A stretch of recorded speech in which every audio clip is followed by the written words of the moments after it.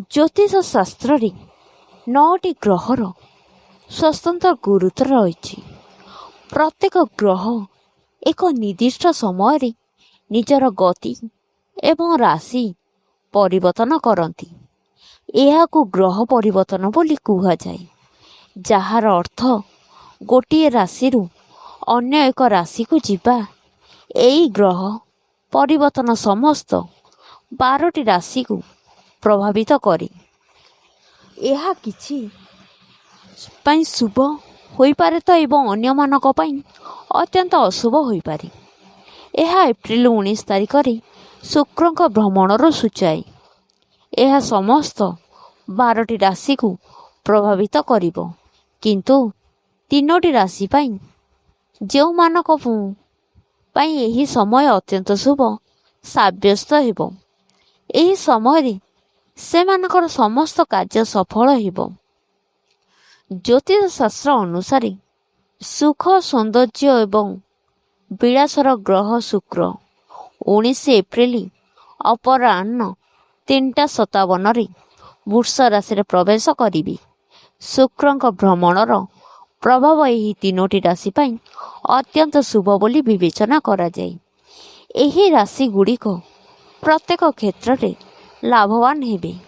ଆସନ୍ତୁ ଜାଣିବା ଶୁକ୍ରଙ୍କ ପ୍ରଭାବରୁ କେଉଁ ରାଶି ବିଳାସ ଏବଂ ଲାଭ ପାଇବେ। ବୃଷ ରାଶି। ଦାନବ ଗ୍ରହ ସୂର୍ଯ୍ୟଙ୍କ ଭ୍ରମଣ ବୃଷ ରାଶିରେ ରହିବ। ଏହି ରାଶିରେ ଜନ୍ମ ହୋଇଥିବା ଲୋକଙ୍କ ପାଇଁ ଏହାର ପ୍ରଭାବ ଅତ୍ୟନ୍ତ ଶୁଭ ହେବ। ସେମାନେ ନିଜ କାର୍ଯ୍ୟ ଓ ପରିବେଶନ ଉନ୍ନତି ଆନନ୍ଦ ନେବେ। ସେମାନଙ୍କୁ ଏକ ଭଲ ଚାକିରି ପ୍ରସ୍ତାବ ଏବଂ ପଦୋନ୍ନତି ମିଳିପାରେ।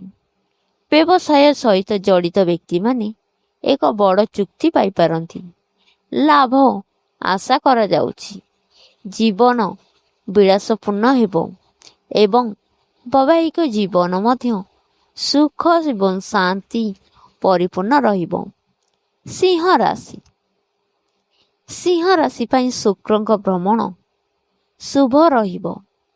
ଏହି ରାଶିରେ ଜନ୍ମ ହୋଇଥିବା ବ୍ୟକ୍ତିଙ୍କ ପାଇଁ ଏହା ଏକ ବହୁତ ଅନୁକୂଳ ସମୟ ହେବ। ସମସ୍ତ ପଡ଼ି ରହିଥିବା ମାମଲା ସମାଧାନ ହୋଇପାରେ। ବ୍ୟବସାୟ ଆରମ୍ଭ କରିବା ଏବଂ କିଛି ନୂତନ ଯୋଜନା କରିବା ପାଇଁ ଏହା ଏକ ଉତ୍ତମ ସମୟ। ଏହି ସମୟରେ ଆୟର ଉତ୍ସ ବୃଦ୍ଧି ପାଇବ। ଆର୍ଥିକ ପରିସ୍ଥିତିର ଉନ୍ନତି ହେବ। ଯଦି ଆପଣଙ୍କର ଟଙ୍କା ଦୀର୍ଘ ସମୟ ଧରି କୌଣସି ସ୍ଥାନରେ ଅଟକି ରହିଛି, ତେବେ ତାହା ପୁନରୁଦ୍ଧାର ହୋଇପାରେ।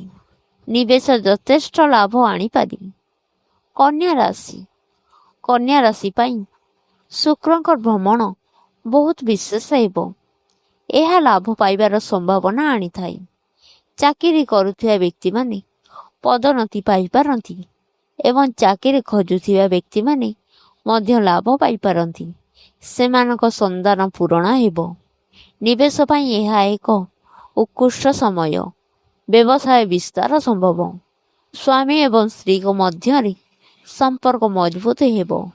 ଯେକୌଣସି ପ୍ରମୁଖ ନିଷ୍ପତ୍ତି ସତର୍କତାର ସହ ନିଅନ୍ତୁ।